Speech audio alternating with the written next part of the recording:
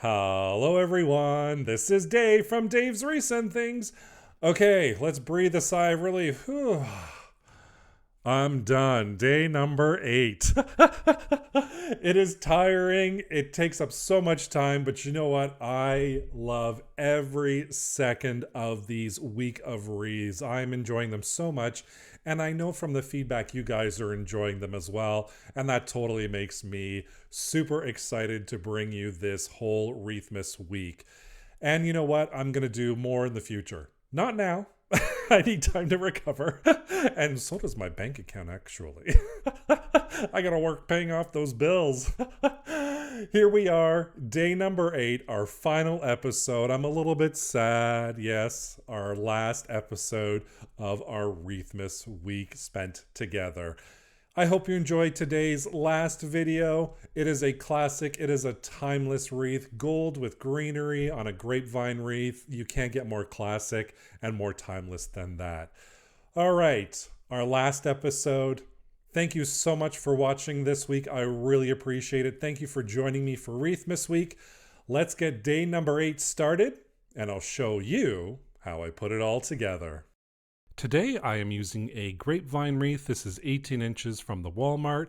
I found these really great long floral picks at the Dollarama, and some more floral picks with some gold embellishments from the Dollar Tree, some more embellishments from the Dollar Tree with these gold swirlies, and I had these little bell garlands that I thought might be cute on here as well, along with some burlap crafting fabric from the Dollar Tree. And that's pretty much everything that I'm going to be using today to make our wreath. I start off usually with all of my items in front of me. So what I wanted to do was start with my larger floral picks. So if you are going to create something like this, start with the largest floral picks that you have. And I'm just cutting these down. And then I'm just going to do kind of a quote unquote dry run. Now, what I'm going to do is try to figure out the placement of everything.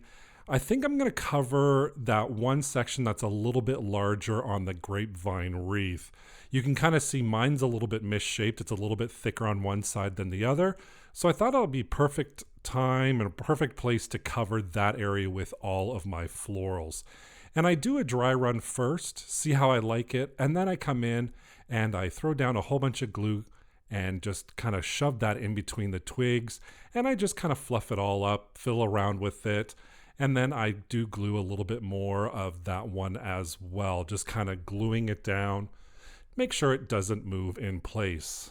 And now I just continue to build, and again, like I said, how I usually work is, and usually when I'm buying these items as well, I look for large floral picks, and then I look for smaller ones or medium-sized ones, and then I work from the largest, lay that down first, and then I lay down the middle-sized ones, and then the smaller ones.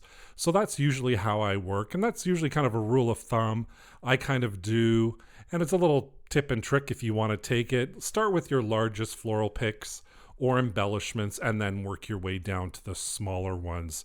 So here you can see I am just gluing these all in place for now. These are my large floral picks. They were really beautiful. They had pine cones on them, kind of like a pine tree, and then these gold berries as well. I just loved these floral picks. I wish I picked up more. I'm using a total of 3 for this wreath. And then I'm gonna come in and place my smaller ones. These are the ones from the Dollar Tree. Again, I'm just kind of doing a dry run first, and then once I'm happy with that, I put a whole bunch of glue down, and then I stuff that right into the grapevine. And I have my other floral pick, and I'm just kind of deciding where I want to put this. I think I'm going to shove it right there. Yep, that looks good to me. And again, more glue on there, and then just shoving it right in the grapevine form. And you don't have to glue this down. If you want to reuse your grapevine wreath, you can always use floral wire instead of glue. So you can always wrap those floral picks with the floral wire and then attach it that way. And then you can just stick it in too if you don't want to use the wire either.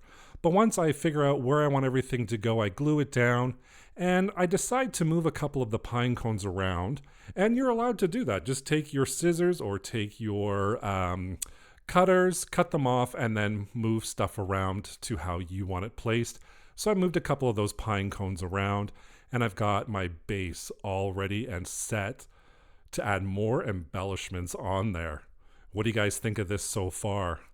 I have the curlicues, and I'm kind of deciding whether or not I do want to use them or if I don't want to use them. I was fooling around with it a lot, and then finally I did glue them into place. And when it went time to put the bells on, I decided that might be a little bit too much, so I'm just going to forego with the bell garland and just keep going.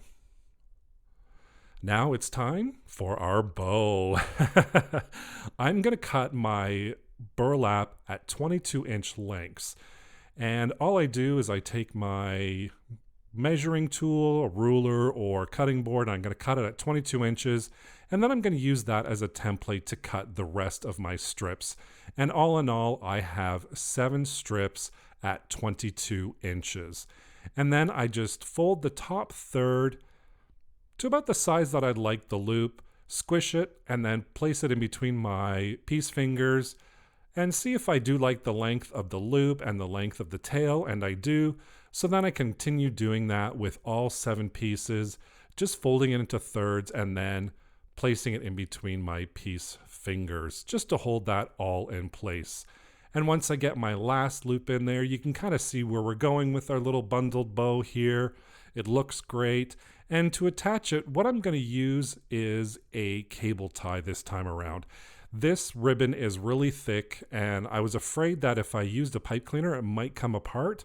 So I decided to use a cable tie, and I'm just going to tie that right there, put it nice and tight, and then chop off the excess of that cable tie. Once that's done, I'm going to take this little pipe cleaner, feed it through the cable tie, and this is how I'm going to attach it to the wreath. So I give it a couple of good twists, and then I spread out those tails, and I bring those little pipe cleaner stems around so I can easily attach it to my wreath.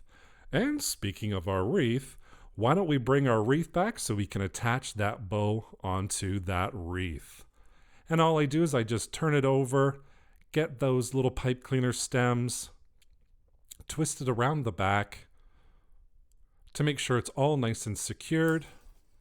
Once that's done, what I always like to do is I like to add a little bit of hot glue on there, let that dry, and then that way that's not going to come off. And now my favorite part is I always love fluffing up my bow, so I'm just rearranging my bow with all those lovely loops and tails, kind of figuring out where I want them, how I want it placed, and I decide I am going to dovetail the ends of my tail. So I just take my scissors and cut off a little piece on an angle, creating a dovetail. So you can see I did move the curlicue a little bit, and I'm so much happier with how it turned out. What do you guys think? Do you like the curlicues? Is it too much? All in all, I really enjoyed making this wreath. I love grapevine wreaths, and I love how this turned out. Thank you so much for watching my Christmas week and joining me for another episode. This is our last episode, but don't forget to click down below so you can get to the playlist and watch all 8 episodes. Thank you so much for watching. Don't forget to subscribe and hit that notification bell so you can be notified whenever I upload a new video. Thank you so much for watching. Take care. Bye for now.